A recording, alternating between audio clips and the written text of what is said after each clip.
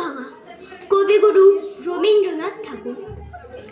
7-8-27 আমি বলেছিলেন বলে গুরু মশাই আমার পরে উঠল রাগে চলে।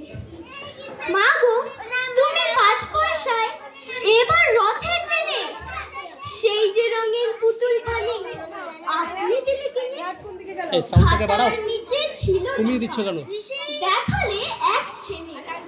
গুরু মশাই রেগে মেগে ভেঙে দিলেন ফেলে, বললেন তো দিন রাত্রির কেবল যত খেলা, একটুও তোর মন বসে না পড়াশোনার বেলা। মা গো, আমি জানাই কাকে ওর কি গুরু আছে, আমি যদি নালিশ করি একখানি তার কাছে। কোন রকম খেলার পুতুল নেই কি মামার ঘরে, সত্যি কি ওর একটুও মন নেই পুতুলের পরে। সকাল সাজে তাদের নিয়ে করতে গিয়ে খেলা, কোনো পড়াই করেননি কি কোনো রকম হেলা।